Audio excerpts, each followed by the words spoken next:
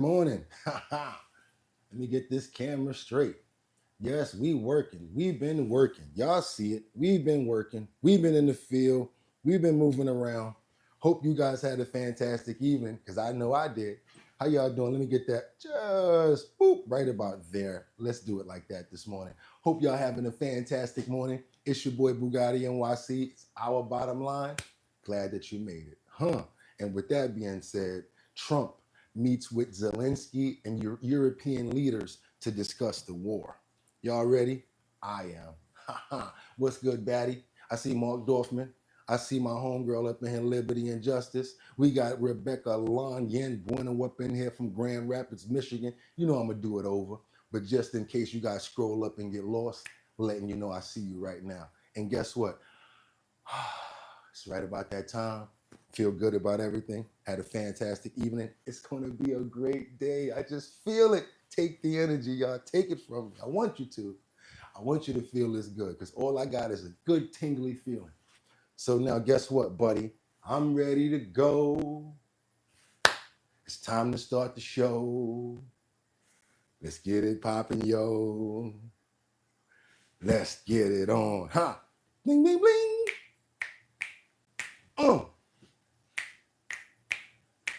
That's right. Got to get the orbs ready and get them in sync. All right, you ready? Because we already told you we're going to get another watch if you don't act right. I'm ready to go. They're ready to go. It's time to start the show. Let's get it popping, yo. I'm ready to go.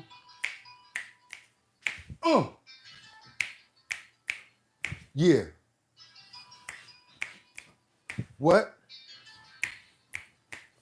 And got that good suit so we could stretch. We got a different blue suit. That's right, y'all. We feel good now. You know what I'm about to do? I'm about to wipe me down. BOOSIEBADDAZZZ. That's me. Wipe me down. I don't even really know how to say the whole thing, but you know what I do know how to say? If it, pump that B. It's Thursday the 19th. That's right, y'all. 2025. I'm your host, Bugatti NYC, and this is our bottom line where we be talking about this and that and that and this and this and that and that, where we be talking about this and that and that and this and this. And that just got me pissed. I ain't gonna say it. Tuesday the 19th. That's right, y'all. 2020. If it 5. My bad. Yeah, sometimes I mess up. But guess what? I'm so glad that you guys here because guess what? Y'all could have went anywhere, but the fact of the matter that you came here to chill with me this morning, I appreciate you. Let's see who's in the building. I already saw Batty Lynn up in here. I see Sky. I see my dude Mark Dorfman, who was out there with me yesterday when I was running around in what was that? 9 East 71st Street. Go check the video out, y'all. Well, who else we got up in the building? We got my fam up in here. Liberty and Justice that always stays on point. And we can't forget about who? Rebecca Londien Bueno tapping in from Grand Rapids, Michigan. That's right, you guys. I hope you guys had a fantastic evening. I did. Welcome to our bottom line. It's time to get it on. We got some real serious topics. I got a full loaded clip. I'm not even going to play around this morning. I'm ready to get into it. So you know what I'm going to tell you, right? Let's get into these titles. Let's go for it right now, right off the top. We got Trump. He meets with Zelensky and European leaders to discuss the war. Yes, you know what? At some point, I do think that this Ukraine and Russia situation is going to be over very soon, depending on what Vladimir does. You know, because he like we say all the time, Vladimir will say one thing, and the next thing, boom, boom, boom. Boom, boom, boom. And we're not talking about Zelensky. We're talking about Putin when we're talking about him. I think his name is Voldemir, the way that they pronounce it. We're going to keep on moving forward, guys. What else do you have? What do we have here? We've got the former Clark County coach who's been indicted on a charge related to inappropriate relationship with a minor. Terrible situations, guys. Watch your kids, because these nobody can be trusted nowadays, to be honest with you. Watch your kids, no matter where they're on. Basketball teams, whether they're going on hiking trips, whether they're in school, wherever they're at, pay attention to your kids, especially on the internet as well. Keep on moving forward now, because we've got Mayor Cantrell right here of New Orleans, who's been indicted on charges joining rare list of U.S. mayors indicted while in office. That's right. She joins the list of U.S. mayors indicted while in office. We're going to get into that, you guys. We got so much to get into. I'm ready to go, to be honest with you. I'm so hyped up. I can't wait. I want you guys to see what's going on with this Zelensky situation. You know what? Without any further ado, let's go. I'm just going to get into it. You know what I got? I got 5 on it. I'm going to stack 5 videos. You guys make sure that you stay on topic. Make sure you let me know where you're chiming in from. Also want to know, let me know what time it is. I love to know what time it is, what city, state, or country you're chiming in from, because we also like to go get content from where you're from. This way it makes the conversation much more comfortable. Right now we've got President Trump as he holds a multilateral meeting with the European leaders. We're getting right into it, you guys. Good morning. Good Tuesday morning, not Thursday, Tuesday morning. Let's go. Have you here? Special place. White House is special no matter where you're from. Represents so much, and it really is beautiful. And thank you for all of the wonderful things that took place today. We've had a very successful day thus far, and important discussions as we work to end the killing and stop the war in Ukraine. We're all working for the same goal, very simple goal. We want to stop the killing, get this settled. I've just had the honor of being with President Zelensky and all of the discussions that we've had. We covered a lot of territory, and I spoke indirectly with President Putin today. We're going to call President Putin right after this meeting. I'm sure we're going to have a solid meeting, good meeting, maybe a great meeting, and we're going to try and work out a trilat after that and see if we can get it finished, put this to sleep, because this is not since the Second World War has there been anything like this. So I'm honored to welcome NATO Secretary General Mark Rutte, who's a great gentleman, great political leader in Europe generally, but now he's the NATO Secretary General, and you're doing a fantastic job. Thank you very much. Come on in, guys. Come on in. Prime Minister Starmer of the United Kingdom, our friend and my friend, and doing really well. And people like him a lot. We all like him. Everyone knows President Macron of France, who's been with me from the beginning. One of the first people I met as a foreign dignitary, and I liked him from day one. And I like him even more now. That's pretty good. That's unusual. That's a pretty unusual thing. Prime Minister Meloni of Italy, who's a really a great leader and an inspiration over there. She's served now, even though she's a very young person, she's served there for a long period of time relative to others. They don't last very long. You've lasted a long. Thank you, President Trump, because we got more with you. That's why I don't want to do too much on that with the introductions. You guys, you heard what's going on right there. They're having a sit-down conversation after it was over. He said that he had a difficult call with Zelensky after the Putin summit. Check this out, you guys. President Trump meets with Ukraine's Volodymyr Zelensky at the White House, with the world waiting on edge to see if Ukraine accepts Russia's proposal for peace. President Vladimir Putin wants full control of 2 regions in eastern Ukraine. In exchange, Putin says he'll freeze the front line elsewhere, as long as the U.S. recognizes the land captured by Moscow. President Trump briefed Zelensky on Russia's offer while speaking on the phone on the way back from his summit with Putin in Alaska. Reports show it was a difficult call, as Zelensky has previously rejected giving up the territory, but the commander-in-chief making it clear that a peace deal needs to be made over a ceasefire. And he does not want to give up Crimea right now and other territories that they basically invaded. What he wants to do is to have the war be over and they get their land back. Doesn't always happen like that, sir. I'm so sorry. It doesn't. Zelensky seemingly agrees, posting in part, The positions are clear. A real peace must be achieved, one that will be lasting, not just another pause between Russian invasions. Tomorrow marks his return to the White House since his testy oval exchange with Trump and Vice President Vance in February. It actually went pretty good, you guys, especially on their side. But again, that's the parts right there. Zelensky wants one thing, Vladimir wants something else. We're going to keep on moving forward because that was only two. I still got to keep on bringing it. Come on, Chicago, come to the front of the stage because I got something for you guys.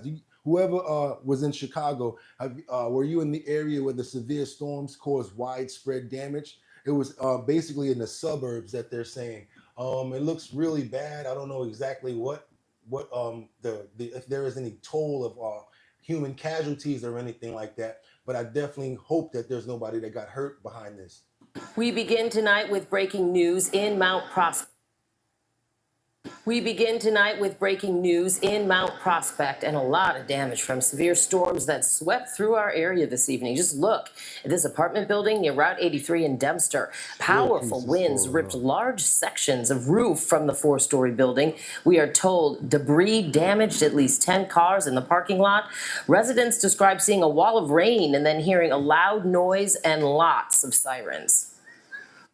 She saw the roof going up and down, and then it was just blown away. Fire alarms were blaring, and water was just pouring down into every part of the hallway, and the ceilings were kind of collapsing in the hallways. So I ran inside the house, gathered the cats, gathered my girlfriend, had them run outside, and then I started just helping my neighbors.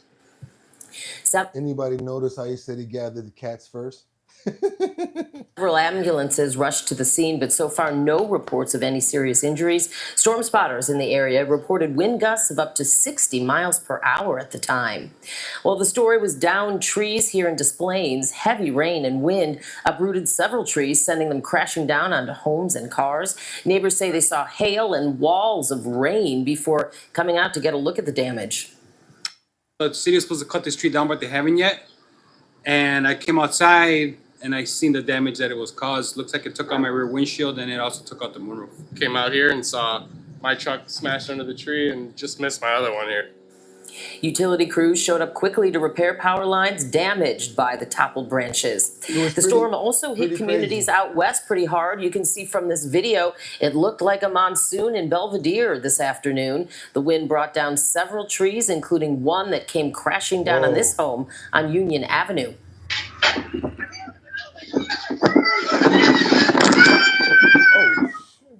A doorbell camera captured the moment powerful winds caused chaos at this party in southwest suburban New Lenox. You can see 2 pop-up tents go flying as a castle bouncy house gets tossed by the wind as well.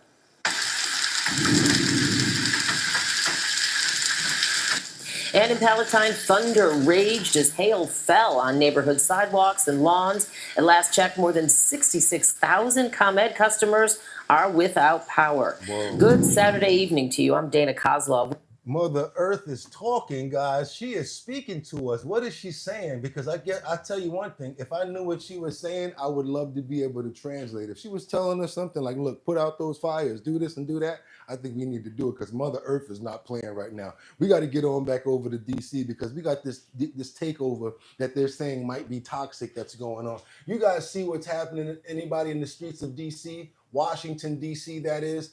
I would like some direct input. That's what I would like. I would like direct input from anybody in the Washington, D.C. area because we're getting so much conflicting news. I'm not there. The only way that we really know is like how I tell you like what's really going on in New York. That's the only way that we really know. What's going on in Washington, D.C.? Is this actually helpful with the overtake with the feds, or is it actually a bad situation? I really want to know because everybody has conflicting information coming back.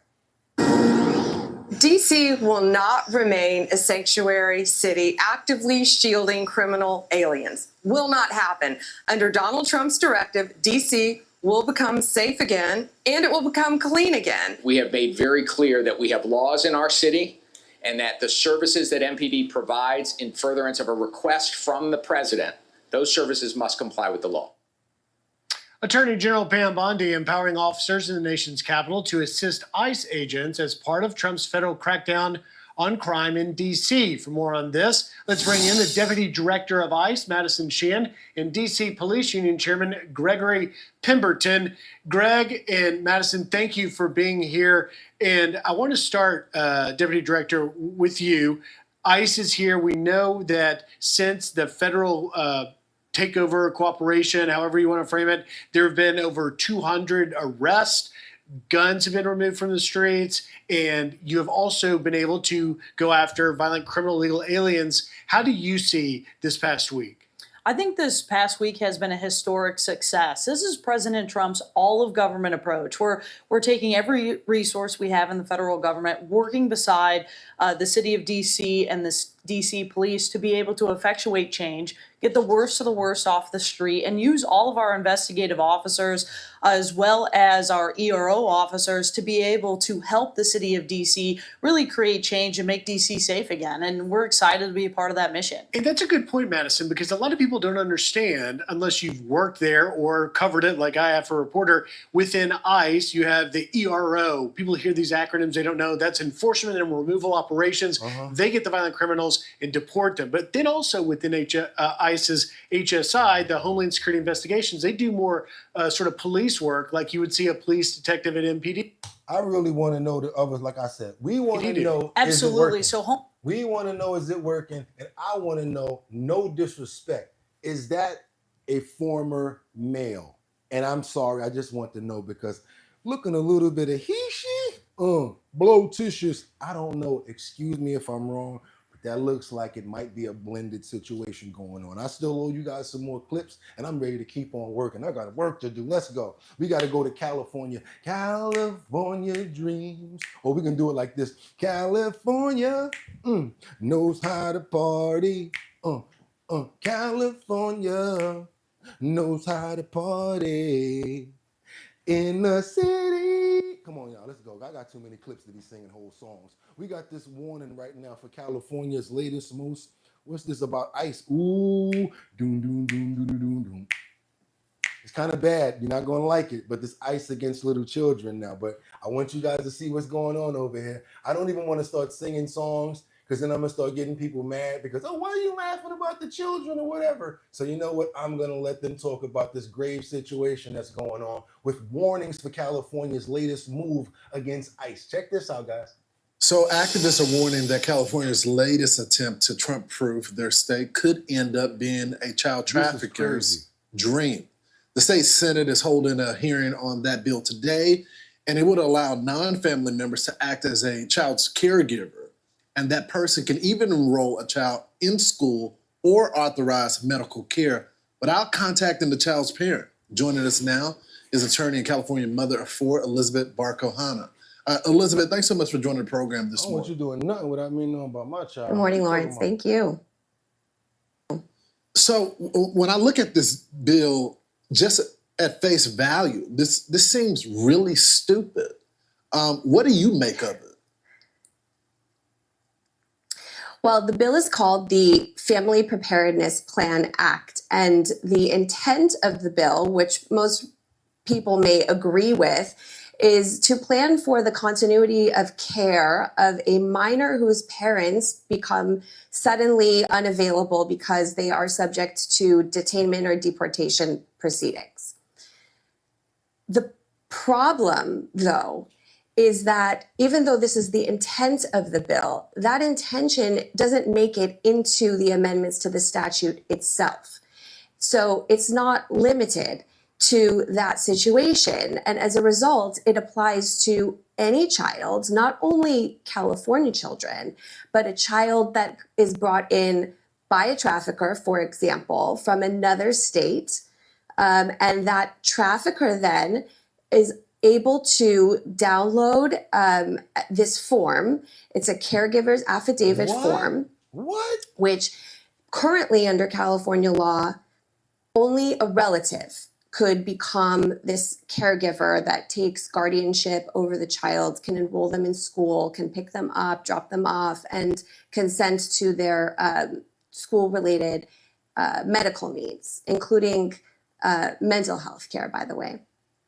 Yeah. So now with this bill, it expands it to any adult who's not related to the child, who has what the statute says, a familial or mentorship relationship, which is undefined. It basically means any adult can self-attest to their own authorization to take guardianship over any minor child. And when they present this form to the school or to a healthcare provider, the school or healthcare provider is entitled to rely on the form, which again, nobody has, double checked that this adult, this caregiver that is self-attesting is safe for the child. They can rely on the form with no further duty to inquire, and they are shielded from liability from the parents after the fact. Oh my God. Okay, guys, we got that. Grave warnings on California's latest move against ICE. That's what that was. I don't know if you guys, I know it's not entertaining and it's not fighting or whatever like that going on, but that is crazy right there. So that's exactly like when I was talking to you guys and I was telling you how they were walking over inside of those migrants, those caravans. And when they were walking, they were thinking, oh, this is a little child right here walking by herself. Okay, I'm going to say I'm her dad. So now when I get over here, they're going to give me more benefits because that's what they've been doing. And now that same person that's got that child, all they got to do is fill out this form and they good. They can keep on moving forward, you guys, because we got to get over to AT&T. Anybody AT&T customer in here? Look, let me see. That's why they disappear. That's no good. It's all bad. Morning all, new scum. Okay, I'm not selling no lie. That's the truth right there. They're telling you exactly what's going on. Everyone in Cali is smoking something, I swear. Oh my God. For putting that together, you are so right. You know what? I do agree with you right there. Who said that? Nate? You are so right, Nate. For some stupidity right like that, you are right, Nate. Let's keep on moving forward because anybody in here got these AT&T?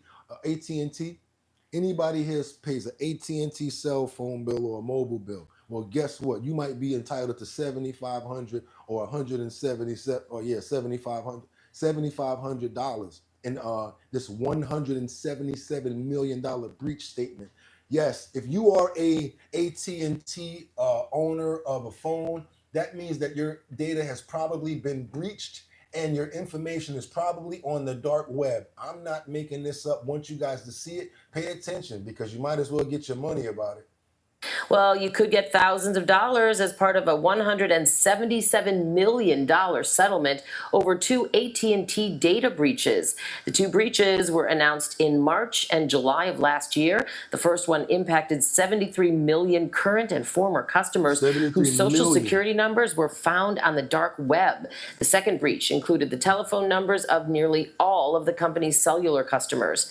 Customers affected by both breaches could be eligible for up to $7,500. Customers eligible for a claim will receive an email notice. The deadline to submit a claim is November 18th.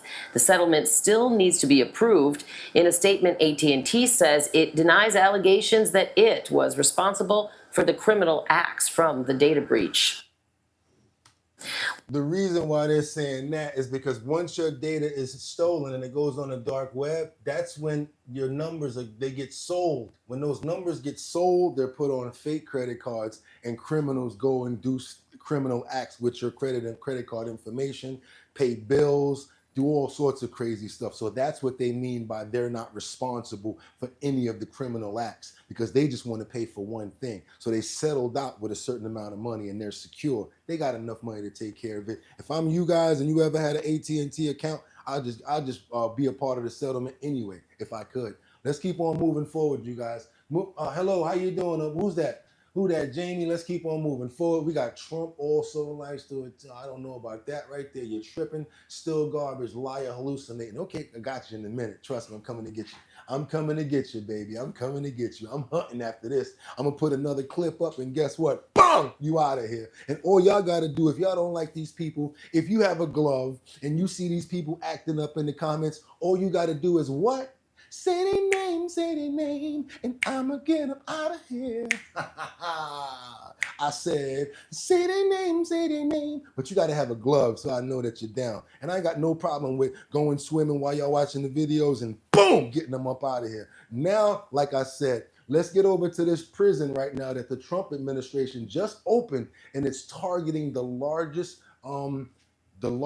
population in the migrant history. Check this out, you guys. This is in Texas. They are not playing right now. Boy, Trump is not playing, doubling and tripling down. Also, hope you guys having a fantastic morning. Let's go. Let's get it. Migrant detention center in American history has opened its doors. It is the latest effort to keep up with the Trump administration's mass deportation agenda. The migrant processing facility in Fort Bliss, Texas, near the U.S.-Mexico border, officially opening today. And News Nation correspondent Jorge Ventura is live in Texas. Jorge, who is expected and how many are expected to pack this mega facility? Well, Natasha, the Trump administration continues to expand their mass deportation operation, and now we are learning that Fort Bliss is set to open today as a ICE detention facility with up to 1,000 beds already ready to go. Now, what ICE says is this is part of a $1 billion project that will now reshape how migrants are detained and ultimately deported. That ICE facility opening today is part of a $1.2 billion Defense Department contract. This massive new detention complex will begin with 5,000 beds up to 2027. Now, inside that facility, detainees will have access to legal help, medical treatment areas, and recreational space amenities. ICE insists that it will make it like a traditional facility. Supporters say it's meant to ease overcrowding at other detention centers and serve as a processing hub, sending migrants with final removal orders directly onto ICE air flights back to their home countries. Critics warn that it's not money well spent. Fort Bliss is an amazing military facility that they do all kinds of different operations. Everything that's thrown their way, they've been successful at it. So we should be supporting Fort Bliss and the men and women that serve in uniform on them, not attacking them. That's one. Two, that facility, it's located right next to the current ICE facility in El Paso. I ain't got nothing but props. It's all happening to the immigrants. And in El Paso, that facility is going to cost over $1 billion. That money will mostly go to a private contractor.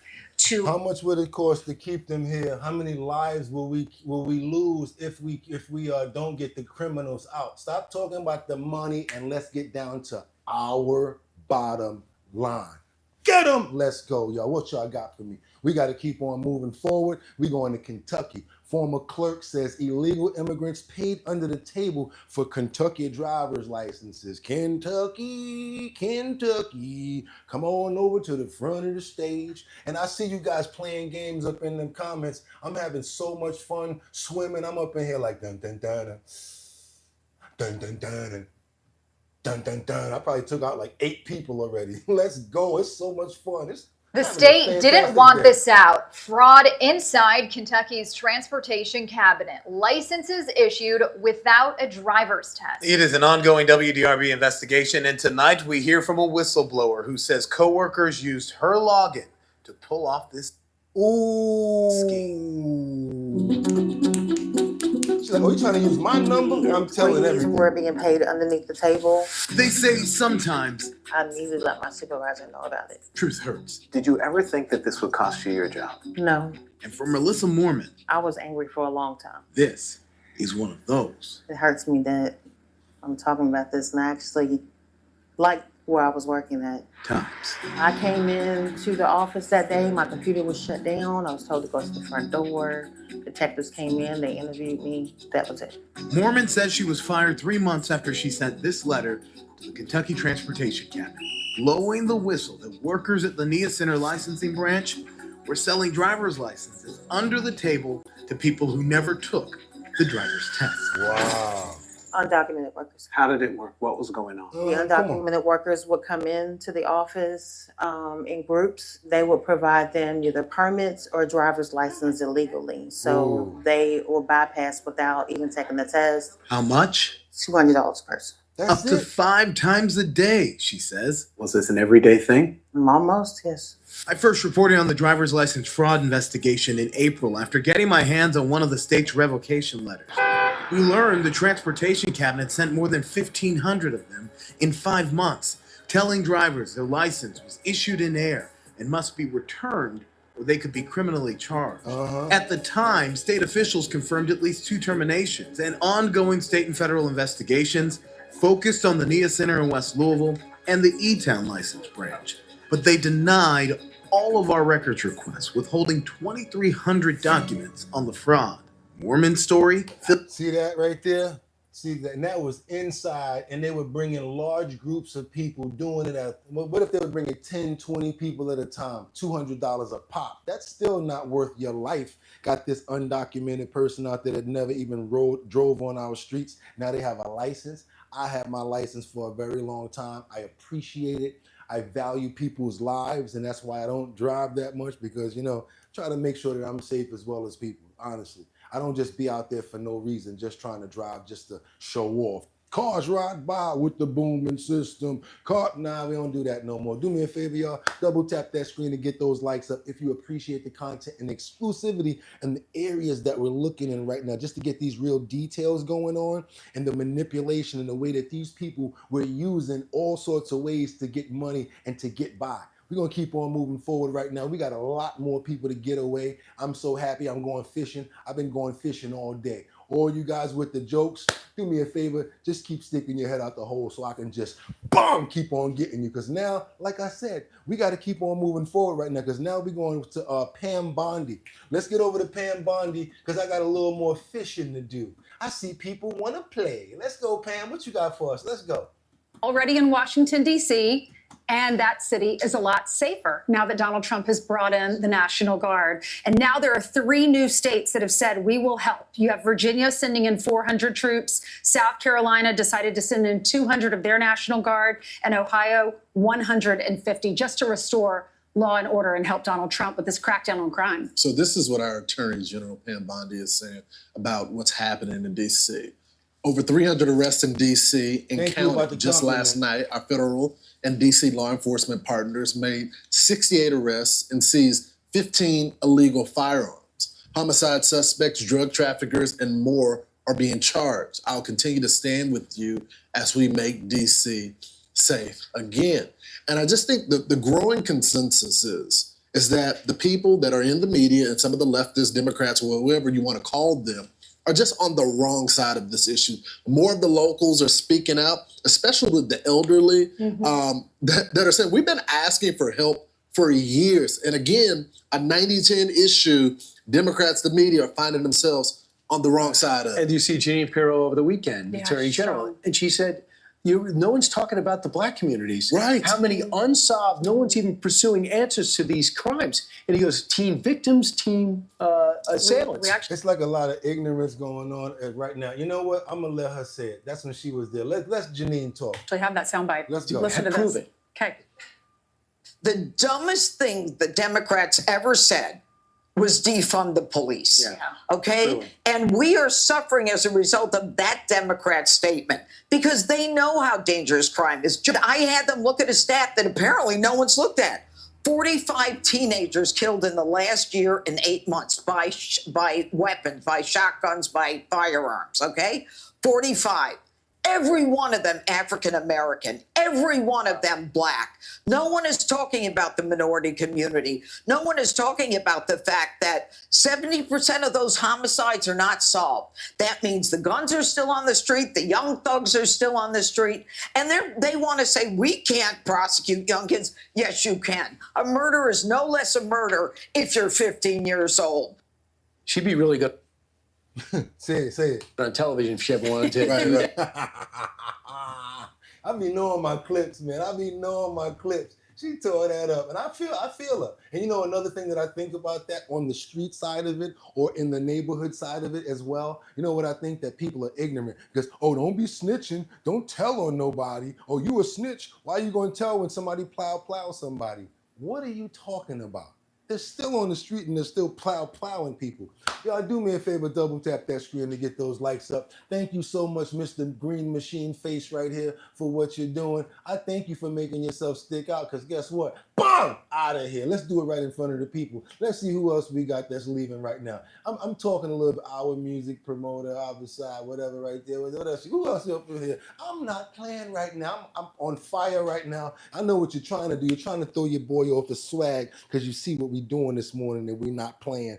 Ain't gonna work. We're gonna keep on moving. I don't even care. Do me a favor, chat. Don't even pay attention to the trolls. I'm gonna just keep on surfing keep on surfing, and boom, getting them out of there. Don't acknowledge them at all. Just ignore them. Let's keep on moving forward, y'all. Now we're gonna get over to where we going right now. Let me see where we going, because we go everywhere over here. We got to get over to Charlie Kirk. Let's get over to Charlie Kirk with the inner circle. And thank you for so much of this love right here. Because you know what I do with that love, right? I give it all right back with all of the energy, y'all. It's Tuesday. I got the day right now, so it's over. I thought it was Thursday. I don't know the day sometime because I hardly sleep. Y'all know how we get down. We was at Jeffrey Epstein's home yesterday. And yeah, we got to get into this situation right now about Mr.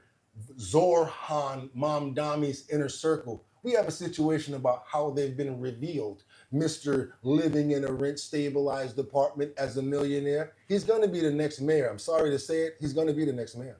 Zoran Mamdani resumes his anti-Trump tour today. The New York Times says his plans for free buses and policing were written with the help of other policy aides who, like him, cut their teeth in the Democratic Socialists of America. And until recently, few of the people closest to him had ever worked in the government at all. Like Mr. Mamdani, his aides are notably younger, further left than the advisors of the rival campaigns. All Democrats, by the way. The Democratic establishment, many have spent years fighting it. Here to discuss it is Turning Point USA founder Charlie Kirk. Charlie, great to see you. Great to see you, my friend. All right, first off, on the rise of the socialists, Keem Jeffries, not a word. Not a word from Schumer, Dan Goldman. Why not? Where's the leadership? Well, they're terrified, and they want to be on the right side if he becomes mayor. But it goes to show the dysfunction of the Democrat Party, both here in New York and nationally. And understand, the last couple of election cycles, they were able to quell this kind of AOC socialist base. Bernie Sanders won the primary in 2016, but there were a lot of gamesmanship by Hillary Clinton. He was probably going to win it in 2020. Remember, there were more games with Joe Biden. So that base has been quelled for over a decade. And Mamdani, we're about to hear them roar. I don't know if there's a moderate base out there for Democrats, which has got to be scary. So let's take a look at what the Mamdani staff would look like. First, you got his influence of his parents. Dad's over at Columbia. Filling up those Isn't that fitting, lines? by the way, of all the it's like central casting. Right, absolutely. And then you have his mom, a filmmaker. The guy's got some money. And he's got a rent-controlled apartment. That's right. And it's important. The Columbia thing shouldn't be lost. His ideas are an extension of the very thing that we're fighting every single day on college campuses. And undergirding all of this, and you can look at the connective tissue of the radicals, is the public sector teacher unions. They want to get rid of charter schools. They want to get rid of any semblance of school choice. They did a massive press conference on July 9th, basically, and Mamdani said, whatever you want. And Mamdani is the outgrowth of the seeds that were planted by these public sector teacher unions that want to get rid of parental choice and want to keep kids stuck in failing schools here in New York City.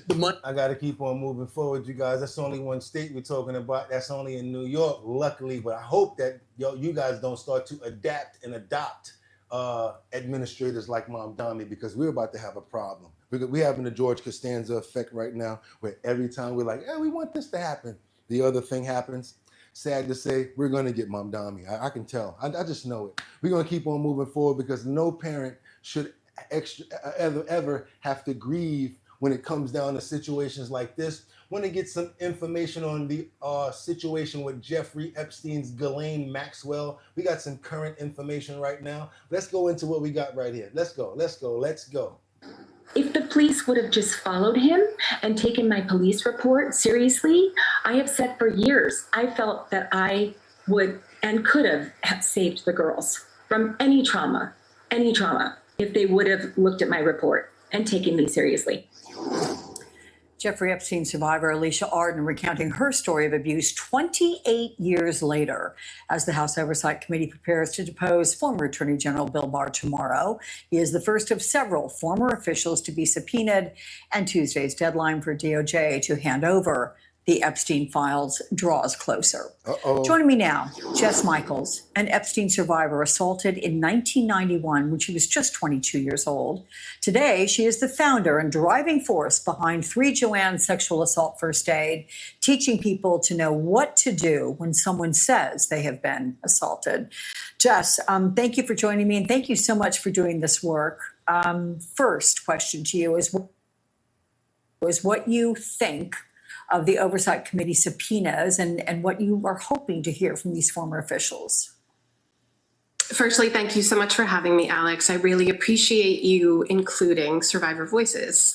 And what I think about the Oversight Committee subpoenas, it's missing survivor voices. Any real investigation would include survivor voices. It's also missing key players that were decision makers when poor decisions were made, like Alex Acosta. So let's talk about one of the themes here, and it is how rich and powerful Epstein was and how he used his connections to lure and entrap young women. Here's a bit more. Let's listen to it. It's from Alicia Arden. It was just becoming so traumatic and upsetting that I was even in that position. I'm just there to show you my portfolio and what is my call time for the photo to be in Victoria's Secrets. And that's all I wanted. And that's all I wanted. And I ran out of the room and I just felt I have to go to the police. What goes through your mind, Jess, when you hear survivors say police did not take them seriously? And do you believe that he was, and in some way still, is being protected? Of course. I mean, actions speak louder than words. And what I've heard across the board from other survivors is not only their reports, but then we've been seeing it now with continued interviews that we're doing. We're speaking up. Survivors have been speaking up since Maria Farmer spoke up to the FBI back in 1994. Alicia spoke up in 1996. It has not been through a lack of speaking up by survivors.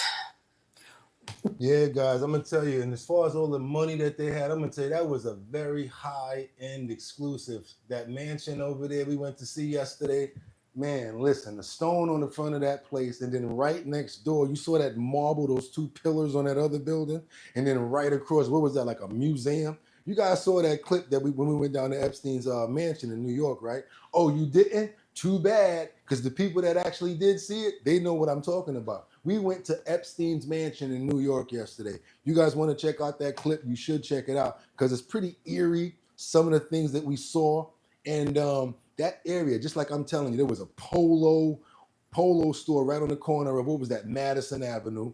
Right around the corner was the other Polo Ralph Lauren store. And then as we walked down a block, it was just like huge mansion looking like family homes. It was crazy. It was bananas over there. That place, it's crazy. Even the doors were like expensive. Come on, we wish to live in a place like that. Right off of Central Park West on 71st Street and 5th Avenue. Come on, you moving on up. Yeah, if you get something like that, you really George and Wheezy. That was bigger than George and Wheezy right there. Now we got to keep on moving forward. We're going back over to Washington because, as they stated, Bill Barr did get deposed yesterday. I want to know what you guys think. Do you guys think that Bill Barr pleaded the 5th? Do you think he pleaded the 1, 2, 3, 4, 5th? Or do you think that Bill Barr actually said something? Because, you know, Bill Barr used to be a lawyer for Trump. I mean, not a lawyer for Trump, but he was, I don't know what Bill Barr used to do. He was something, but pretty good person until he started working for Trump in the first campaign. He went out kind of in a bad situation. But, yeah, Bill Barr deposed. Let me assure you that this case will continue. Let me assure you that this case will continue on against anyone who was complicit with Epstein. Any co-conspirators should not rest easy. The victims deserve justice, and they will get it. That was former Attorney General Bill Barr in Attorney 2019, General. 2 days after convicted sex offender Jeffrey Epstein was found dead in his jail cell. He died. Barr was right about one thing. Case Little continues Mark. on. Today, he's the one answering questions. Barr called to Capitol Hill for a deposition by the House Oversight Committee, set to speak under oath this morning about what he knows about Epstein's death and the files long shrouded in secrecy. Joining us now, NBC News Capitol Hill correspondent Sahil Kapoor and former federal prosecutor Ankush Kardori, a senior writer for Politico magazine. Sahil, first to you, it's all happening behind closed doors today. That's typically how these kinds of deposition goes. But any sense from sources of what's come of this so far?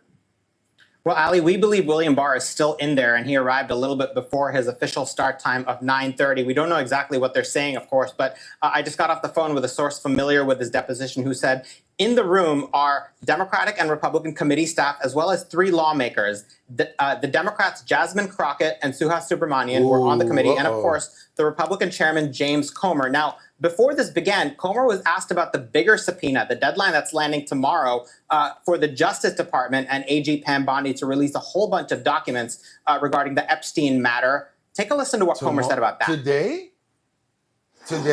We're having really good conversations. You have to understand you can imagine how many documents there are. I think that we're going to have I think we'll receive the documents very soon. They're compiling everything together. I think we're working together in a good faith effort, and everything's coming along. I expect to receive the documents very, very soon. A little bit of daylight there, Ali, on exact timing, but he does expect to still receive the documents. And finally, I'm told by this source that the transcript of these interviews can be released by Republicans under the rules of the committee after they consult with Democrats. Can be released. Unclear that they will do that, but certainly something new to ask about. Ankush, what relevant information might... No. We got to keep on moving because that was already enough right there. I'm excited. I can't wait to find out what they talked about if he didn't plead the fifth. That means that we got some information coming, you guys. We got to get on over to Detroit with this missing Detroit teenager. He was found unalived in a cemetery wearing a ski mask and gloves. Come on, y'all. I'm not going to make up no assumptions. But yeah, Detroit, come to the front of the congregation this morning. Come to the front of the stage, Detroit, because we got one of y'all youngsters. Pretty bad situation here. Check it out. And thanks for being with us on this Friday. I'm Amy Lang. A family in mourning as Detroit police work to find out what happened to a teen discovered dead at a cemetery on the city's west side. DPD not sharing a lot of details right now, but they will confirm the search for a missing person is now a murder investigation. Fox 2's Robin Murdoch joins us live with the very latest. Good morning, Robin. Good morning, Amy. I did check in with Detroit police just a couple of minutes ago to see if there are any updates on this, and they tell me that they are not releasing any new information at this time. As you can imagine, though, just a very difficult time for the family of this 15-year-old who is just trying to understand these latest developments and life without him. If somebody seen my nephew walking at anybody's house, in the store, I know these people will call us. So I feel like my baby is hurt somewhere. Let us find him. Sadly, police did find 15-year-old Lawrence Dowell here at the Mount Hazel Cemetery in Losser near 7 Mile on the city's west side Thursday night, just hours after his worried family members spoke with us. The crime scene tape still draped across the driveway, hinting at the gruesome discovery. The run was called in by a citizen who was in the cemetery visiting a loved one. The individual who contacted the Detroit Police Department indicated that there was someone deceased inside of the cemetery. That cemetery about 2.5 miles from where Dowell lived. The 15-year-old was last seen around 11 o'clock on Tuesday night when, according to his aunt, he was left close to Pembroke and Stansbury. That is where she and others who knew him combed a nearby park for much of the day looking for any sign of the teen. There will be some more follow-up on this story as soon as I can find out what's happening here, you guys. We reached our 2-minute mark. Sad to hear a tragic event like that happen. And we want to pray for the people that have been hurt in this, the family as well as the friends and everybody in this situation. We ask that they get some peace and some justice in this situation. We ask that in Jesus' name, amen. We don't want to just keep on moving forward with clips and not showing any sort of respect to the people that actually lose their lives in situations. So basically, we cover that before we, do all of the animated stuff like that, because that's just wrong. Let's get on over to doom doom doom doom doom doom doom doom doom. Doom, doom, doom, doom, doom, doom, doom. Doom, doom, doom. Ice, ice, baby. In Los Angeles, we got a TikToker here. You guys heard about this because it already went viral. It's crazy because we got this TikToker here that got arrested making a TikTok. She was an influencer, and she basically, they saying she doxed herself. What that means is she made herself hot for the police, and they came and got her. So come on, y'all. Let me show you this clip right here with this Los Angeles influencer who basically was an illegal immigrant. So why would you make it hot for yourself?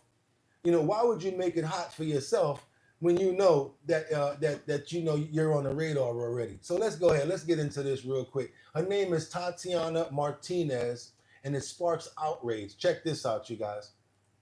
And now to the Trump administration's continued and brutal crackdown on immigration, where the arrest of a Colombian TikToker by ICE agents has sparked massive outrage. Tatiana Martinez, a Colombian TikToker living in Los Angeles, was arrested last Friday on what the agency said was a prior DUI conviction. Now, Martinez, who allegedly entered the U.S. in 2022, was apprehended by federal authorities while streaming on TikTok from her vehicle. Footage shows Martinez seated in her car when federal agents approached, opened the door, and viciously yanked her from the car. She was heard screaming before being pinned to the ground, with observers calling for medical assistance as she lay both helpless and motionless.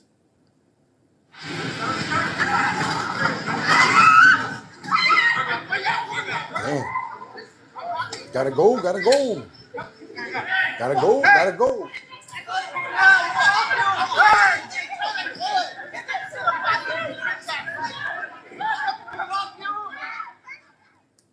Now, following the incident, reports suggested that Martinez was first taken to the hospital before being moved to a detention center.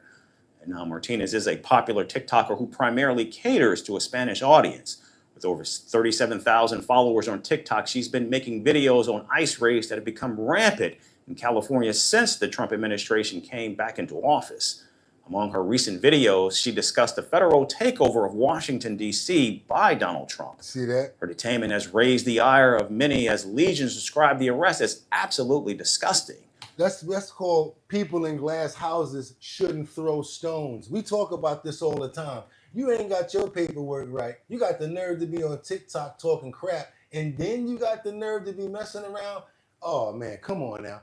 People in glass houses should not throw stones. My house is made of glass. I got a bucket of stones. I'm throwing them. And now all I got to do is wait for them to come crashing back. Now I got a whole bunch of broken glass. If you already in a bad situation, shut the HELL hockey sticks up. Y'all double tap that screen to get those liked up to let everybody know what we're doing over here. Because you already know we on it. We doing our thing this Tuesday morning. Let's go, y'all. Double tap the screen, share and like. Hit that subscribe button. Come on, become a member. We're trying to get members up right now. We need to try to get to that 50,000 mark. You see, she was at 35. We already beaten her. We got to get to 50,000, and then we're going to go for that 100. And whoever hits that 100, woo, y'all might get a PlayStation or $500. We got to keep on moving forward. We got to keep on going, y'all. Where we going right now? We got to go on over to Newport News, as we got the police defending a body cam use against an assistant trespassing arrest. Check this out, you guys. I want you guys to see this. What you guys think about this trespassing arrest that happened in Newport? You know, we go everywhere. Check this out. We got more. Let's go. 12 News has obtained body-worn footage of a top state prosecutor's arrest last week. I want you to turn the body cam off. Protocol is that. So she's the AG, the assistant attorney general or whatever, and she's telling a police officer, I want you to turn your body camera off right now. And she's already drunk as a skunk. Yeah, check this out, y'all. Newport police say Special Assistant Attorney General Devin Flanagan faces a trespassing charge after she was asked to leave a restaurant Thursday night. But with Flanagan accusing police of not following protocol, we wanted to find out what the policy is for body-worn footage. Kate Wilkinson joins us live in studio with what she's learned. She don't know the song. One size fits all. Yeah, Newport police defended keeping that body camera on, saying Flanagan was a suspect in a trespassing investigation, not a victim. Buddy, you're gonna regret this. Yeah. You're gonna regret it. Those were the parting words from Special Assistant Attorney General Devin Flanagan as an officer put her in the back of a police cruiser. Police say they were called to Bannister's Wharf because someone was refusing to leave the restaurant. Karen. When officers arrived, they found Flanagan and others outside. I'm an AG. Good for you. I'm good. Let's go. But before she was arrested for trespassing, Flanagan was asking the police officer to turn off his body camera. I want you to turn the body camera. So she got that. And y'all see exactly how I told you it happens. You run in your mouth, you're doing something you're not supposed to do, and guess what? Silver bracelets, they're one size fits all for everybody. She said, I'm an AG. He said, I don't give a Put yours over here. And assume the position, boo. Turn your camera off. Your name is not whatever it is. Right now, your name is Karen. Let's go. Protocol is that you turn it off. If a citizen requests it to turn it off. Flanagan and another woman were arrested in the incident. When 12 News asked Newport police what their body-worn camera protocol is, a spokesperson wrote, the individuals arrested were suspects in a trespass investigation, not victims or a witness. I also looked into the Newport police policy on their website. There it shows that the body camera can be turned off if a witness or victim requests it, if the situation is not confrontational, and if the victim agrees to cooperate. I'm an AG. You just did not want to be on video because I'm an AG. So what you got, I got to do it over because I missed one part and somebody put me on point the right way. This is how it go. Watch your head. Because you know they watch your head. They're telling you watch your head. If they like you, they'll put their hand on top of your head so you don't hit your head on the car. And then you in there like this, looking stupid, looking like a fool, looking at the pizza shop, man. That look like the best pizza you ever seen in your life. Chinese restaurant over there. You see anybody walking free with a dog, that's the best dog you ever seen. Oh my God, it's the worst time. But guess what? She wanted it and she got it. But I'm an AG. The Attorney General's office says it's investigating the incident. We reached out to Flanagan for comment, but did not hear back. Live in the studio, Kate Wilkinson, 12 News. At 12 News. Now we got to get over to this other situation where this creep of all creeps, yes, he's a creep. This is a straight up and down creep. This coach has been indicted on charges related to alleged inappropriate relationship with a minor, y'all. Yeah, it's not cool at all. This Clark County coach right here, why don't they just give them to the people? Why don't they just give people like this to the people? Give them to us. Don't send them to court. Give them to the people, right? And tell the people what he did and say, y'all can do whatever y'all want. Just do it like that. I think that's good. Grand jury handing up an indictment on charges against a Clark County high school coach. Rob Carter, the former Clark County High School head football coach, faces multiple charges. They include soliciting a sex act with a student, school employee sex act, and distributing obscene material. Court documents say the 55-year-old is accused of sending explicit photos to an underage high school student. The same documents detail disturbing claims Carter persuaded, encouraged, and harassed a student to have sex with him. Carter was arrested in Okaloosa County in February. He was brought back to Clark County a few days later. Carter is out on bond, and part of his conditions include wearing an ankle monitor. He is set to be arraigned next month. Grand jury. Don't tell me that he's still no coach or around no kids, because that's what I want to hear. Ankle monitor. I'm hoping he's staying home and they just letting him go to the store and back. That's it. And he lucky he getting to do that. They probably put up his house or something like that to get like bail. Y'all do me a favor if y'all appreciate the content on this Tuesday morning. We made it again. Double tap that screen to get those likes up. Let's keep on going right now. It ain't over, because guess what? I got some real important information for you guys right now. What if you go buy a beer and they ask you for your ID, but they also want to scan it? Would you be okay with that? Thumbs up if you're okay with it. Thumbs down if you're like, why do you want to scan my ID for a beer? Especially with all of this prior stuff that we saw with identity theft. So we're gonna almost answer our own question. Would you do it? Would you let them scan your ID to buy a beer, or would you not do it? Let me know, you guys. Who we got up in here? Thank you so much, Mad Hatter. We appreciate you so much. Everything counts, and we appreciate you. You ever use line, I'm OG. Bugatti, you ever use the line, I'm an OG? No, I don't, but I might start because I ain't want to claim that yet. I'm still trying to be young. Y'all see how I still do the coloring and all of that stuff. And I'm so real about it, I tell you. Yeah, but you know what? When people call me OG, I appreciate it, and then I say it. And then when they call me like Unc, I actually like that. You know what I'm saying? I don't look at Unc in a bad way. I look at it like you guys respect me and stuff like that. So, and I respect people that call me names like that, because that means that you recognize me. And I appreciate that. Thank you. The next time you go to buy alcohol at the Tri-State's biggest grocery store, you could be forced to scan your license. I'm telling you now, no, thank you. I see the thumbs down. Thank you so much. What are you talking about thumbs up over there? Don't be going for that crap. You don't know what they're going to do with your information. You don't want to give them your stuff. Or else, no booze for you. Local 12's Christian Hauser explains the policy and the privacy and data concerns it raises. Kroger's been rolling out a policy requiring you to scan your ID anytime that you purchase alcohol. Now, it used to be that a worker would simply verify that you were old enough and then approve the purchase at the register. But now you won't have a choice when it comes to scanning your ID.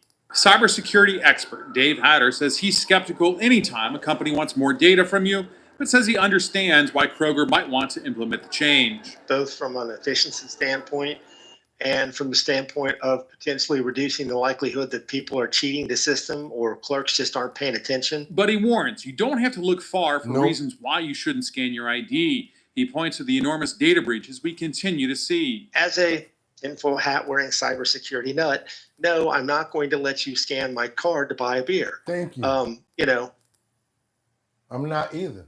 I'm just not going to do it. The return on investment for the risk that creates for me, I'm just not going to do it. Now, I reached out to Kroger about the policy change, and a spokesperson sent me this statement, which says, quote, Kroger is committed to following all state and federal laws when selling age-restricted products. During checkout, a valid government-issued identification will be scanned to verify the customer's age. No personal information is to be stored. How you know that? How we know that y'all ain't gonna be keeping somebody's personal information? Kroger, guess what that means? That means everybody gonna be buying their alcohol from somewhere else, period, until they start implementing this crap in more places. Do me a favor, you guys, because y'all ain't know about this Kroger situation, and I want you to know about it. What y'all think about it? Okay, I can't remember. It's been a while. In the UK, we don't even need to present ID. You're damn right. What you said, you damn right, and my shots don't miss. Ooh, okay, Arlene, you about to be up out of here. Peterfield, whatever. Nate, I'm in Philly. If you ever feel tough, buddy. Aries, y'all going at it in the comments over here. Woo, okay, keep on going over here, because we got over 300 people arrested for 300 people arrested, 53 firearms during law enforcement takeovers in DC. Police are seeking the man. Oh no, we got to go. That's another one. I'm sorry. We got to get over back to DC. I want to see the results of what's going on in DC, since nobody in the comments going to tell me. Anybody in DC in the building? I want to know, do you see the difference in the streets? To the Bronx. Police need your help. No, we ain't going to no Bronx, girl. And now to the Bronx. No, we not going to the Bronx. We going to DC real quick. Where we at? We got to go to DC. We're going to go to the Bronx in a minute. All right, come on, let's go. And first up here at 11 o'clock, 7 News on your side, taking a closer look at community reaction to National Guard and federal law enforcement presence in D.C. one weekend. Yeah. Good evening. I'm Josh Chapins. The We wanna know patrols about have this. resulted in more than Anybody 300 in the arrests so comments, far. let's fill us in on Christian what's going Forrest speaking on. with residents across the district tonight. A lot of people are giving pushback. I want to know. Here at Union Station, National Guard troops are standing by. A White House official says they're here for crime deterrence. And over the past 10 days, with the federal troops being first deployed, we've been going around the city talking with residents, asking them how they feel about this presence, with more than 1,500 National Guard troops set to be here. As National Guard troops and police officers have stationed at Union Station, some DC residents are asking why this is necessary. Because I think DC MPD was doing a great job.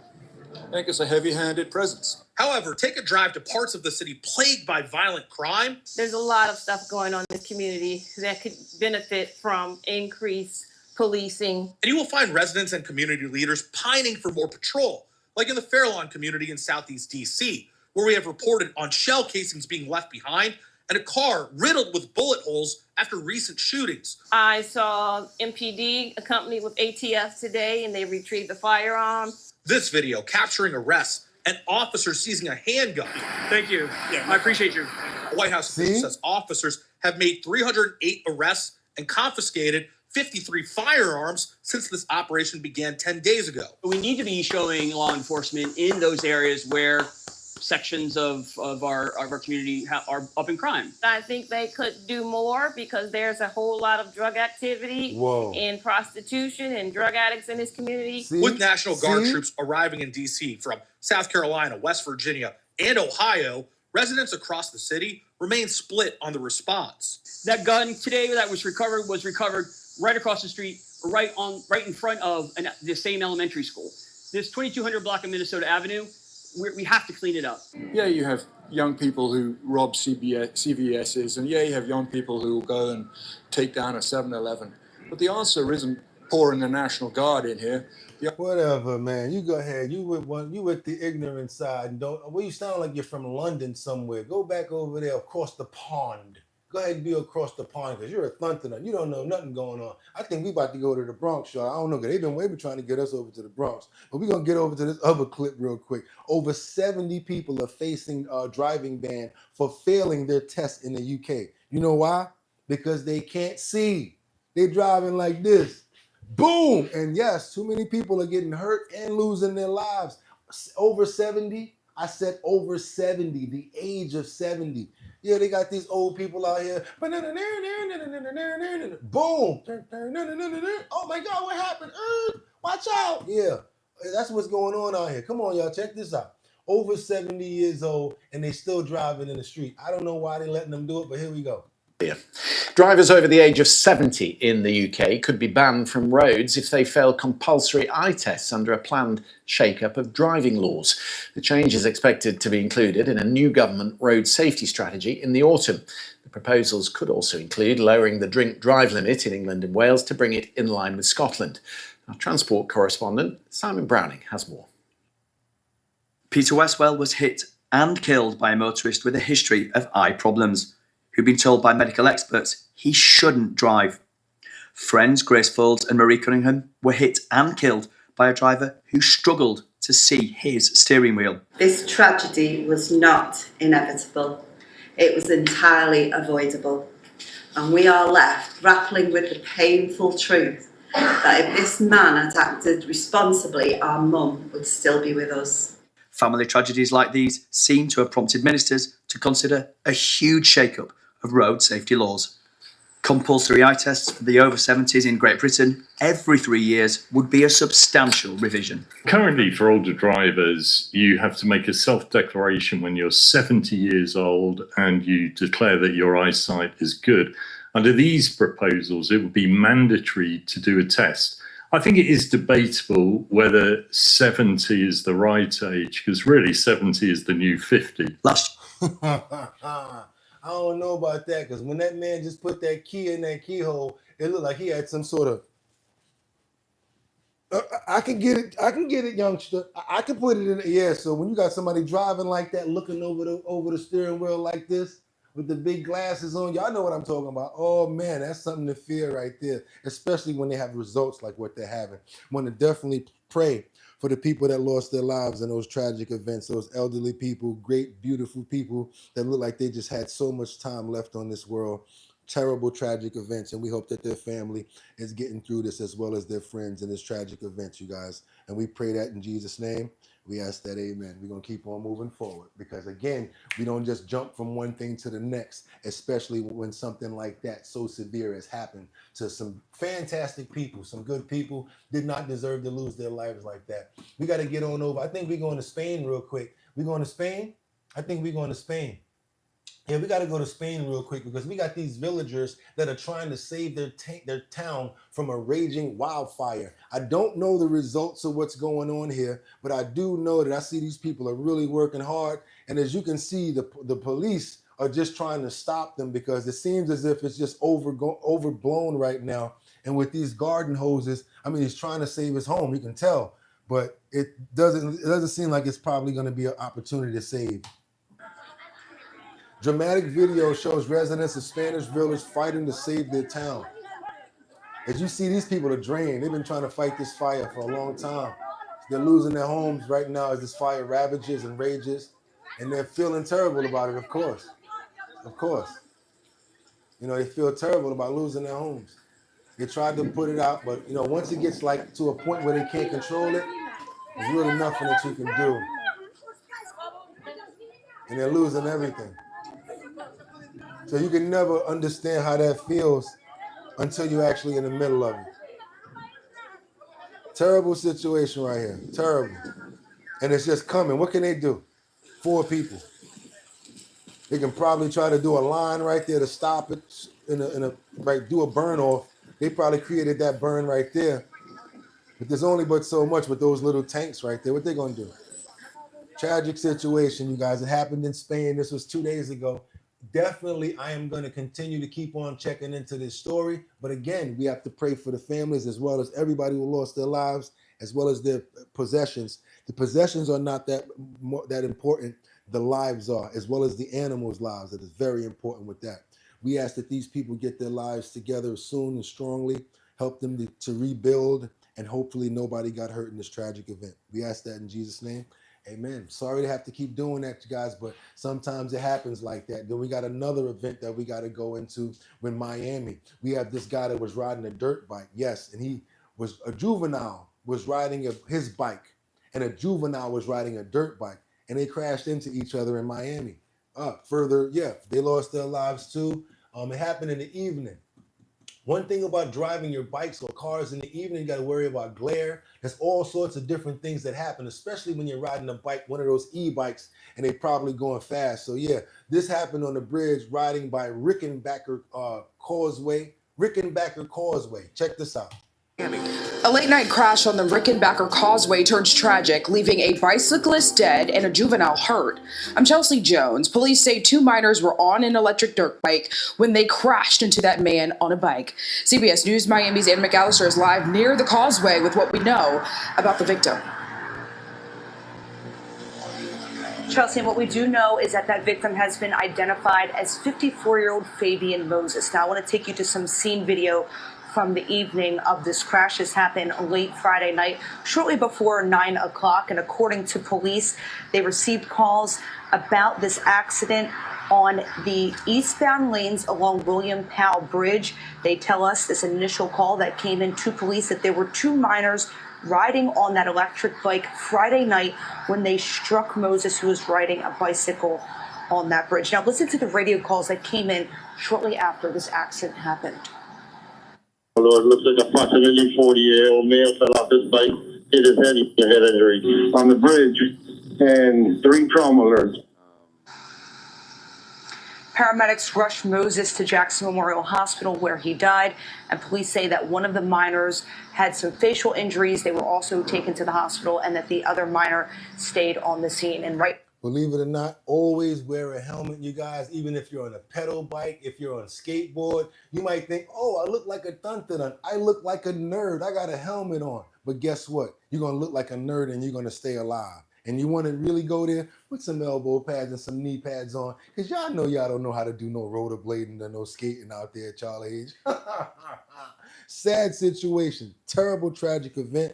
That's why I always try to pray in between when these situations happen. We may just wait till the end of these stories to pray, because we have to keep on stopping and doing this, praying for the families as well as the people who lost their lives in this tragic event. We ask for Lord to give them strength, and we ask them that today. Amen. We're going to keep on moving forward. Hopefully we don't have to do that anymore. Let's do something different right now. Let's get over to New Orleans and talk about Mayor Cantrell, because she's been indicted on 18 counts, and she joins the list of U.S. mayors who to date who have been indicted while in office. That's her over there, you guys. You see her over there? That's her right there with the nice red lipstick on, with the earrings on and the loops. Yeah, 19th mayor to be indicted while in office. Check this out. I don't know what she got indicted for. New Orleans Mayor LaToya Cantrell and her former NOPD bodyguard Jeffrey Baffey face an New Orleans Mayor LaToya Cantrell and her former NOPD bodyguard Jeffrey Baffey face an 18-count indictment. It accuses Cantrell and Vappy of conspiracy, wire fraud, and lying to a grand jury. This is the first time in New Orleans history a sitting mayor faces federal criminal charges. Sabrina Wilson takes a look at the history of other American mayors who faced indictment while in office. The indictment of Mayor LaToya Cantrell, a historic development and a city 384,000 people call home. Never before has a sitting New Orleans mayor faced criminal prosecution. In the months before the federal grand jury handed up the indictment, Cantrell responded to questions about whether she'd received a target letter from the feds. I've been a center of countless investigations, right? And I have always complied, and that's what I'll continue to do. I do know that this seems to be kind of prevalent relative to Black leadership, you know, and I think that I'm not exempt from that. Like all defendants, Cantrell is presumed innocent until proven guilty. And while she's the first New Orleans mayor to be under indictment, she's not the first to face federal corruption charges. And we don't care about nobody else right now because we talking about Cantrell. We appreciate that 1 minute and 24 bit of content. But we want to know what the charges are over here at our bottom line. Because if not, we're going to keep on moving because we're going to keep on moving. We got to keep on moving, y'all. Now we're going to go over to, where we going? Oh, man. Sydney, Australia. We go everywhere. That's right, everywhere. Sydney, Australia. We got this shocking moment where a plane makes an emergency crash landing on a golf course. Y'all also, let me tell you something. These next videos that's about to happen, y'all gonna want to stick around for this, trust me. Double tap that screen to get those likes up. If you're not already subscribed to the channel, trust me, you want to do so. Come on now, do me a favor. I'm not asking for no money over here. I know it's hard out here for a pimp. We got $4.99 over there from one person, and we appreciate that. What we really like is to get those likes up to get more people over here. Because what happens is, once you hit that like button and a bunch of you do it, yeah, a bunch of you do that, a notification goes up and YouTube says, wait, something's going on over there. And they send a notification out and more people come.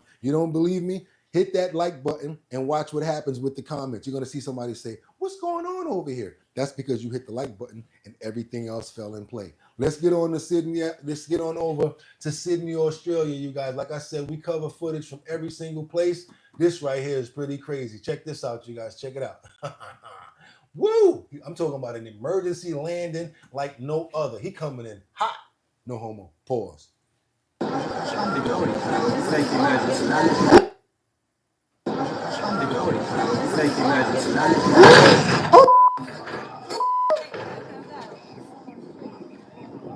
Shocking moment when a plane makes an emergency crash landing on a golf course. I gotta say, he did good. Probably shaken up, but they still alive.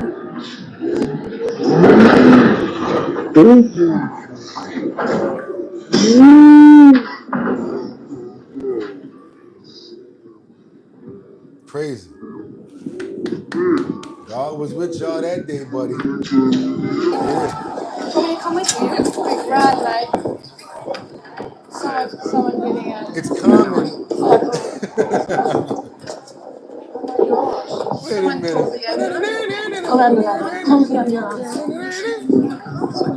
He went down. He went down. See, she took her time. She's like, I'm gonna go slow. I don't want to look like that on video.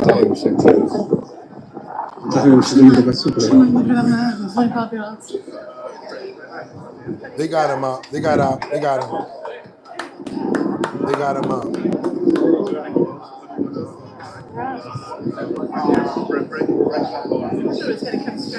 Now, I know there's somebody in the comments that got a joke about that man that ran down that hill and fell sideways like that. Because I see about if you run and you slip this way and you, boom, fall on your butt. But come on, y'all. Y'all saw him? Boom, sideways. Look. I knew it. I knew it. Somebody was in the comments with it. I knew it. Y'all are a mess. Y'all, I swear to God, y'all are a mess up in here. I knew y'all was going to have something to say about that dude that fell. He was going to help somebody. So what? He was excited to try to help them before something else happened.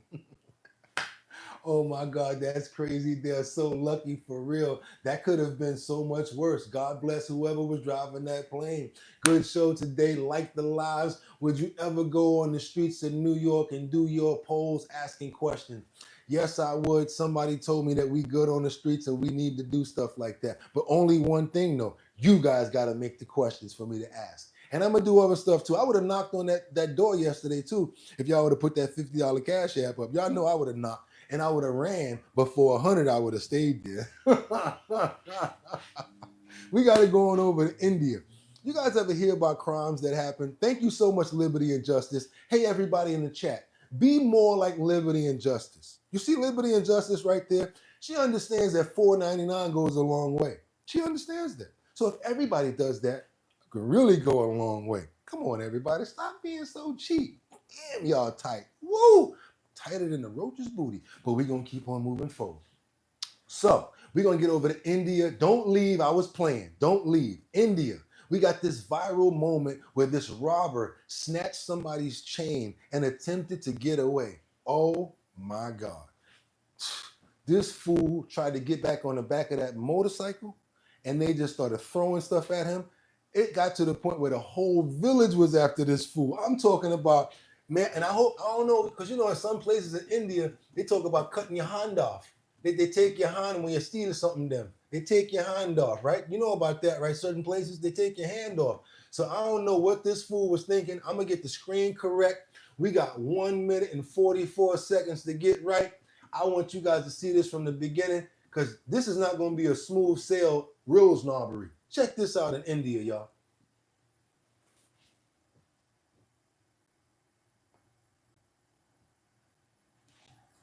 All right, they took it out. They got the weapon. They done took everything from everybody there, going to everybody's pocket, right? Getting back on the bike and holding the thing on them, making sure nobody try to do nothing, right? Now watch this. This is when the Benny Hill starts.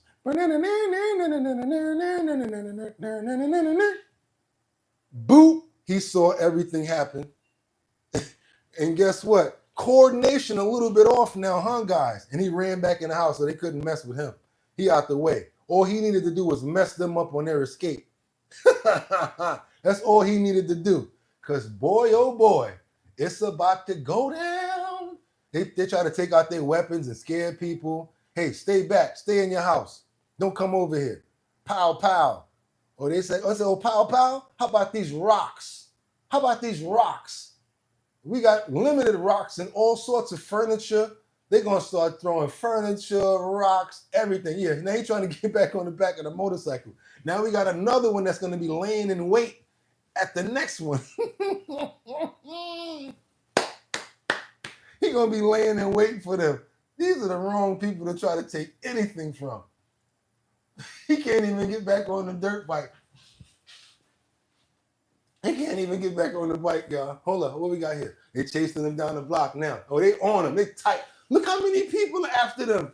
Oh my God. And they got him. Look, they got him. They whooping their butt. Look. And they took their bike. They took their motorcycle. Oh my God. Oh man. Now, if that's not street justice and hood justice right there, I don't know what is. Thank you so much for the $20 super chat. Who is that right there? El Pun. Thank you so much for this $20 super chat, y'all. Thank you so much. Everybody, thank you so much to the person right there for the $20. We appreciate everything over there. But do y'all see that clip right there? Did y'all see that? Oh, shoot. Like when they stick together. Yeah, right? I like it when they stick together. They was deep, right? It takes a village. Somebody said it takes a village. See, that's why I love y'all. Y'all be on point up in here, y'all. It said it takes a village. All right, come on now. Y'all are killing me. Thank you so much, Mad Hatter. Man, getting jacked by a guy in PJs is not going to happen. Come on, I got to keep going with the show. Y'all got to stop. Y'all got to chill because I got to be professional. Be professional, Bugatti. Come on, don't let them do this to you. Don't let them take you off your square. Let's go. This is a moment when a bear gets it in the sweet spot. And he don't come on with another joke. Come on, y'all got me crying over here. All right, thank you so much. Who this person right here? Y'all got me looking all crazy. Thank you so much, right? This is a moment. Thank you so much for that. 99 cents. That count too. Appreciate it. If everybody did that, woo, we'd be cooking with butter right now. 99 cent counts. We appreciate it more than $100. All right, keep it going right now. Stop it. Y'all got to let me work. People going to start leaving. Don't do that. Okay, come on. Get yourself together, boy. Come on. This is a moment when a bear gets it in the sweet spot and he breaks down slowly. Men, you can understand this, I'm sure. He's messing with somebody's water tank and the hose snaps off. I'm not going to say nothing else. Get your screens correct for this. If you got to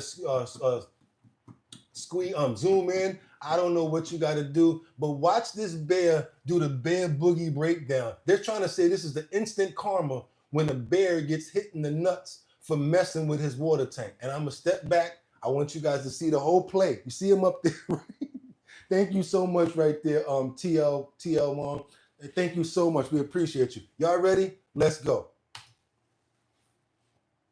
So he want to rub his back, of course. He up there trying to find a way to scratch his back. See that little hose hanging off of that up there, right? So he doing his thing, scratching, right? He's scratching.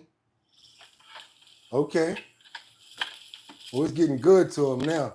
He got the hose in his mouth. Oh, he getting good now. And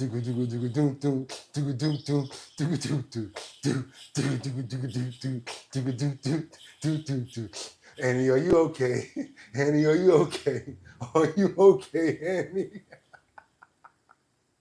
He had to sit down for that one. He's still feeling it. Oh, man.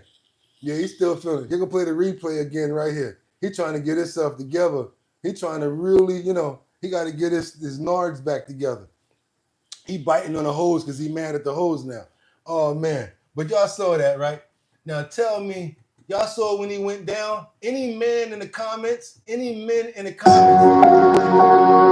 To all the men in the comments. Wait a minute. Y'all saw it. Y'all saw what I'm talking about. I felt that from here. There you go, the Bernstein bit. Somebody said, LB Studio said, God. New Prince of Persia. Serious question. Where do you buy your suits from? Portobello. And they better be starting to give me some money now because I just got finished talking to the manager. Portobello is the suit company that we get these suits from now. And they already told me that they're going to start sponsoring us because we always wear their suits. And I went and bought like 3 of them a couple of weeks ago. So yeah, Portobello. We used to have beef with them. We did a video on it. They saw the video. They ain't like it. And now they want to rock with us because of y'all. I told you, because of y'all. Not only that, but if you guys also still want me to interview Curtis Sliwa, all you got to do is email him. And there's so many people here. All you got to do is say, hey, Bugatti NYC, his show is called Our Bottom Line. And we want you to interview him. And we want him to interview you. Whoever, you guys want me to do some stuff, go get in people's inboxes and tell me who I'm interviewing. And we can change the whole name of the game. We're going to keep on moving forward right now because we got to go. We got more to do. We're going to Africa where some small lion cubs are at play and they're messing with their sleeping fathers. One thing over here, guys, we love animals. And last week it was dolphins. A week before that it was something else. This week it happens to be bears and lions. I don't know if you guys like bears and lions and tigers and bears or whatever like that, but if you don't, too bad, because I do. And you're going to see it as long as you come here. So guess what? We're going to do it like this. Family, these are little cubs. They're getting on their father's nerves.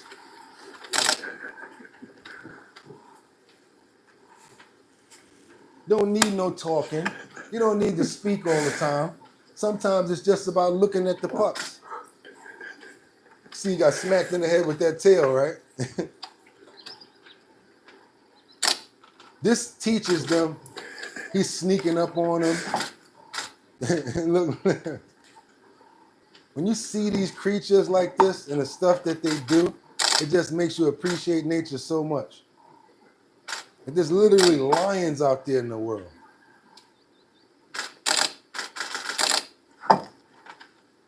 So yeah, we love animals over here, y'all. We love them, no matter what it is, especially cute animals like that. Like look at baby Simba right there. They learning from the dads too. And you see how he's using his tail? He's not even looking at him. And he's so nice. He's so good at it. Look.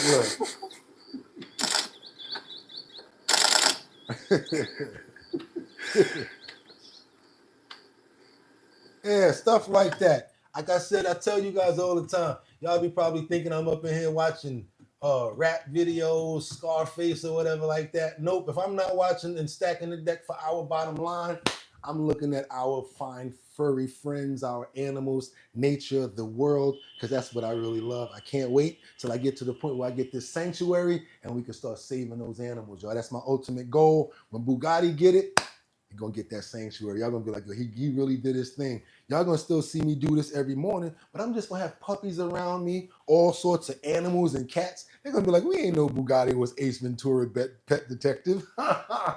That's what you really want to do? Yes. Save the world, save the animals, and love the people. Because you know what y'all could have did? Could have went anywhere. But the fact of the matter that you came here, I appreciate you. And if you're trying to make some money, all you got to do is hit that link in the description and you can make up to $750 today. I made sure I found some good surveys for you guys so you can make some money and I can make some money too. Also, if you're trying to promote your business, you want to try to get your, maybe you got a mobile detailing service, maybe you're a landscaper. I don't know what you do, but whatever you do, send over your promos over to us and we're going to put them up in the post notification area where everybody can see it. The more people that we have, everybody's going to be able to see your advertisement. It has to be in 1080 by 1080 size, and you got to be a member or subscribe to the channel just to give us something back for looking out for y'all. Y'all hear what I'm saying? So yes, make sure that you're a member of the channel and that you're already subscribed. Hit that notification bell so that you know whenever we're on. We be going live from all types of places. Yesterday, Epstein Mansion in New York, 9 East 71st Street. We turned up. Kind of crazy, but we went there. And also, you guys, we can't wait to get this going in Bed-Stuy. That's that Show Your Talent search where you, that's right, you can make up to $250 by showing us your talent. I don't care if you're a dancer, singer, if you know how to cook, whatever you know how to do, it's a talent. We want to see it. You can make $250. I'm the host, and when you guys come up, you're gonna see me. I'm gonna be judging.